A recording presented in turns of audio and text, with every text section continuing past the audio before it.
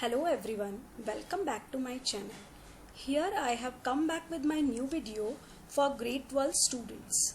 In my last videos, I have completed the chapter 1. In this video, I will start chapter 2, Inverse Trigonometrical Function. Please check the playlist for the complete chapter. And if you like my videos, please like, subscribe and share. So here I am starting chapter 2, Inverse Trigonometrical Function. As you have studied about trigonometrical function in grade 11, so here we will define new trigonometric function which are inverse trigonometrical function. So let us check what are trigonometrical functions and let us recall what are their domain and ranges. So in grade 11 you have defined sin x as a function from the domain R to the range -1 and 1. Sin x is a real function, so just recall its domain, it is R and the range is -1, 1. Here you can see the graph also for the sine function. It's a curve lying the value of the y, it lies from -1 to 1 and all the real numbers it has a value, so domain is R. Similarly, cos x is a function which is defined from R to -1 and 1. Cos x domain and range is also same, as you can see in this curve of cos x. Here cos x is defined from for all the real numbers and the values of cos x will come from -1 to 1. So domain is R and range is -1 and 1. Next it is tan x. Tan x, we know that tan x is sin x divided by cos x. So wherever cos x is coming 0, there tan x won't be defined, right? So what we would do for defining tan x, we will remove the members where cos x is coming 0. As you can read from this graph also, cos x is coming 0 at the odd multiple of pi by 2. You can see this is pi by 2, here 0, here 5 pi by 2, at that value also it is coming 0. Here minus pi by 2, minus 3 pi by 2, minus 5 pi by 2. As we can see, at odd multiple of pi by 2, cos x is coming 0. So then in that case, sin x by cos x, if cos x will become 0, then tan x would not be defined on that particular points. So what we would do, we will remove the odd multiple of pi by 2 from real number set. So we can say the domain of tan x would be R minus the set of numbers which has odd multiple of pi by 2, right? The range of tan x will be the real number. As we can see, every real number will have pre-image under the function tan x, so its range is R, real numbers. Let's recall more trigonometrical function, cortex, sec x and cosec x. As we can see, cortex is cos by sine, and wherever sin x will become 0, there cortex would not be defined. So as you can see in this picture, sin x is 0 at 0, pi, 2 pi, minus 2 pi. Similar way, so what we can see, the multiple of pi, sine is coming 0. So in this case, cortex would not be defined where sin x would be 0. Here sin x is 0 at the multiple of pi. So what we would do, we will remove from R the multiple of pi. So in that case we can define cortex. So cortex domain would be R minus the set of the numbers which are the multiple of pi. Since here sin x is 0, so cortex won't be defined. So domain of cortex would be R minus the set of the numbers which are multiple of pi, where n is from z, integer set. And range of this function, you can see with the picture also you can see every real number will have pre-image under cot function. So what we can say, the range of the cortex function is R. Next, sec x. Sec x is a function that is called 1 by cos x. So similar way, like in tan x we have done, wherever cos x is 0, there sec x would not be defined. So cos x is 0 at odd multiple of pi by 2. Again we will remove from R the odd multiple of pi by 2. Then it will become a domain for sec x. Alright. So you can see sec x domain will be R minus set of the numbers which is odd multiple of pi by 2. But what we can see, sec x images will come greater than 1 either or lesser than minus 1. It means this area is not included in its range. So what we can say, but 1 and minus 1 we are getting. So range of the sec x will be R minus open interval minus 1 and 1. So these members we will remove and rest all the members we will get in the range. So the range of the sec x will be R minus open interval minus 1 and 1. Similar way, cosec x will not be defined at the point where sin x is 0. So in the cortex like we have done, so we can see for cosec x also what would be the domain, R minus the members which are the multiple of pi. Okay, so and the images we will see in the picture also, you can see images will come greater than 1 and lesser than minus 1. So range of cosec x will be R minus open interval minus 1 and 1. So we need to recall it from grade 11. Now I would like to define inverse function. So let's check inverse function. As in the previous chapter what we have discussed about inverse function, I will just recall here. If f is a function from x to y such that fx is equals to y is 1 1 and onto, right, we have said that the function is bijective, then only its inverse is existing. Then we can define a unique function g from y to x such that gy will come x, where x belongs to x and y belongs to y. Okay, here the domain of g will become range of f. Here domain of g is the range of f and range of g will become domain of f. The function g is only called the inverse of f and is denoted by f inverse. Remember we have done this in chapter 1. Further, g is also 1 1 and onto, and inverse of g is only f, or we can say they are inverse of each other. G inverse we can write as f inverse of f inverse, which will be nothing but f. So and another definition we have studied in the case of invertible function.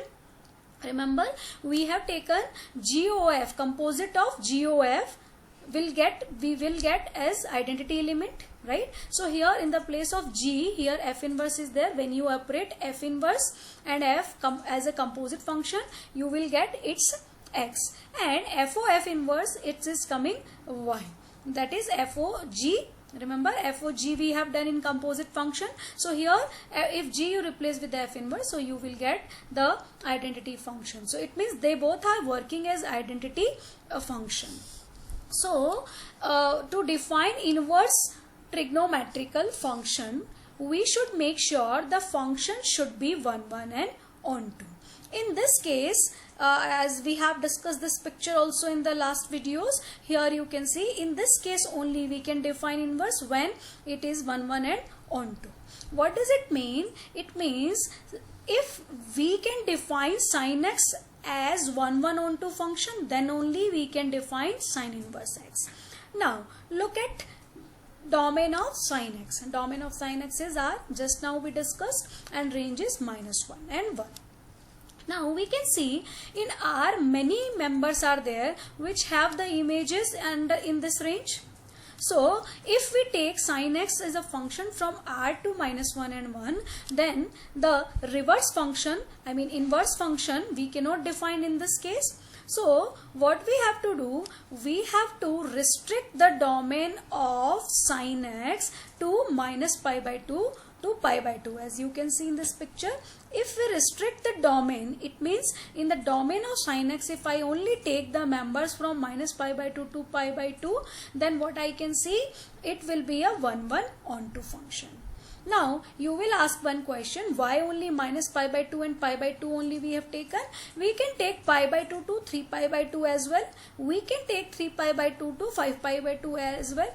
In this way we will get different branches of sine inverse x. So whenever we want to define sine inverse x, we have to restrict domain R. But we restrict here domain R to minus pi by 2 and pi by 2 only. Here we call it is a principal value branch. Generally we have taken one of the intervals out of them and we have given it's a principal value branch. To elaborate it more, you can understand from this what I explained right now. If we restrict its domain to minus pi by 2 to pi by 2, which one domain? Here we are talking about sin x domain. Then it becomes 1 1 and onto with range minus 1 and 1. That's what I have done here. What I have done, R we have restricted to minus pi by 2 to pi by 2. Then what we can see, we can define a function from minus 1 to minus pi by 2 to pi by 2, which will be a 1 1 and onto function. Now the question arises, why we have restricted to this interval only, but as I told you, we can restrict the domain R in different intervals like minus 3 pi by 2 to minus pi by 2, minus pi by 2 to pi by 2, pi by 2 to 3 pi by 2, any one, okay, is one, but it should be, the sin x should be 1 1 and onto. Is 1 1 and its range is always minus 1 and 1. So we can define from here the sine inverse we can also call as arc sin x, which will be defined from minus 1 1 to any one of these interval, but we take only minus pi by 2 to pi by 2. Domain would be restricted from R to minus pi by 2 to pi by 2 only. If it is not mentioned, then we take only minus pi by 2 and pi by 2, which will be called as principal value branch. So in this case we will define sine inverse a function from minus 1 to pi by 1 to minus pi by 2 to pi by 2, which will be a inverse function. So now very important, from here we can define the inverse function. Sine of sine inverse x will be equal to x if x will lie from domain of sine inverse, which is minus 1 and 1. So x should lie between minus 1 to 1. So make sure while you are solving this, and you will get it x when x will be in the domain of sine inverse x, which is minus 1 comma 1 closed interval. And sine inverse sine x will become x if x is in the domain of sine x. Now domain of sine x we know that R, but here we have restricted it with minus pi by 2 to pi by 2. It means here it will be, if it is x is in this interval, then only we can cancel them and we can write it equal to x. Or we can say, in other words, we can say if y equal to sine inverse, then sine y will be equal to x. So here the important thing you need to remember from here, I can say that all the domain and ranges of all the trigonometrical function you have to recall from grade 11, and for inverse of sine you need to remember its domain, that is minus 1 and 1, and range is minus pi by 2 to pi by 2, which is also called as principal value branch. Now we will study the graph of sine inverse x. So as I already defined sine inverse x, is the definition just now I explained. You can see sine x graph we have already discussed in grade 11. Now sine inverse graph, you can see it will be on y axis as a curve it lie. Its domain is minus 1 to 1 and range it is coming minus pi by 2 to pi by 2. So in this case you will get one branch of sine inverse x. Okay, when you will take sine function domain is minus pi by 2 to 3 by 2, in that case this branch you will get for sine inverse x. So in this way we can see we get different branches in different interval, but from minus pi by 2 to pi by 2 we are defining it as a principal value branch. There is no reason to define it particular minus pi by 2 to pi by 2 only. It is generally defined from minus pi by 2 to pi by 2, so we have to take it as it is. Now if you see the graph of sine x and sine inverse x together, what we can observe, each member of inverse, each point of inverse trigonometrical function graph will be the mirror image of each point of the sine x graph. So all the points are the mirror images of each other of the both graph. So it can be easily shown while you will make the graph for these two curves, for these two functions, then you can see they are the mirror image under the line y equal to x. Okay, now principal value branch I need to discuss here for sine inverse. Sine inverse x is defined from minus 1 to 1 to minus pi by 2 to pi by 2, and this is the principal value branch. Unless and until it is not defined the different branch, we will take the value from this interval only. And some points you need to understand here. Sine inverse x should not be confused with sine x inverse, as we know that inverse of sine x inverse will be 1 by sine x. Okay, sine x inverse will be 1 by sine x, but this value and this value is different. As you can see, this can be written as cosec x, but sine inverse x is different. So you have to be very careful while writing and solving the sums. The another point, whenever no branch of an inverse trigonometrical function, just now we discuss only for sine inverse x. In next videos I will discuss more in trigonometrical function, but here I can explain you for all the inverse trigonometrical function we will mean only the PVB, principal value branch, unless and until it is not mentioned, which I have already explained. The value of an inverse trigonometrical function which lies in the range of principal branch is called the principal value. So the value which we will find, that is called principal value. Okay, now I would like to solve some question related with sine inverse x only. So find the principal value of sine inverse 1 by root 2. So sine inverse 1 by root 2, we have to check whether it is coming in the domain of sine inverse x or not. So to solve this, what we would do, we will put it equal to y, then sine y will become 1 by root 2. Now check the value of sine. The value of sine, it should be coming in principal value branch. We know that the range of principal value branch is this, and 1 by root 2 is nothing but sine pi by 4. So, and pi by 4 is lying in this interval, right? So we can write sine pi by 4 is equals to 1 by root 2. When I write sine pi by 4 is equals to sine pi by 4 is equals to sine y, I will get y as pi by 4. And pi by 4 is in this branch, it means this is only the value for this value. One more question I want to do from here, the exercise 2.1. Exercise 2.1, many questions are there. We are solving only questions which are related with sine inverse x. So find the principal values of the following. First part is sine inverse minus 1 by 2. So let us take this value is equals to y. So it means sine y will come minus half. Now we know that range of principal value of sine inverse y is minus pi by 2 to pi by 2, right? But 1 by 2. So how I am doing here, this 1 by 2 I am replacing with sine pi by 6. Sine pi by 6 is nothing but sine 30 degree, which is 1 by 2. So I have written only 1 by 2 here, sine pi by 6. Now minus as it is.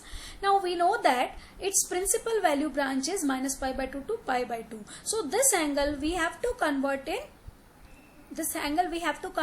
principal value. So for that, this minus we can take it inside, because we know that minus sine theta is sine minus theta. So we can write minus sine theta as well, sine of minus theta, right? So I have converted here minus sine theta in sine of minus theta. Now sine y is equals to sine of minus pi by 6. Now we can find out the value of y only except when it is in principal value branch. So sine function is defined in principal value branch by minus pi by 2 to pi by 2. So minus pi by 6 is lying in this interval, right? So what we can say, y will come minus pi by 6. So this value will come minus pi by 6. As the question arises here, minus sine theta also can be written as sine pi plus theta.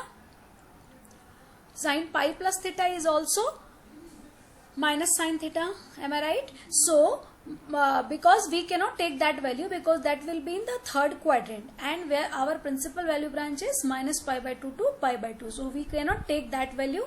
So we have to take the value which should be in this interval.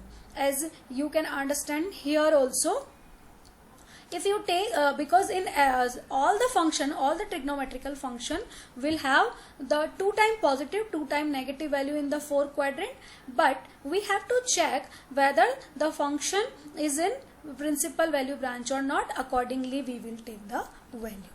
So I hope you have understood about the inverse trigonometrical function sine inverse x. In my next videos, I would continue with the remaining inverse trigonometrical function, and we will do the sum from 2.1. If you like my videos, please like, subscribe and share, and check the playlist for the new videos. Thank you so much.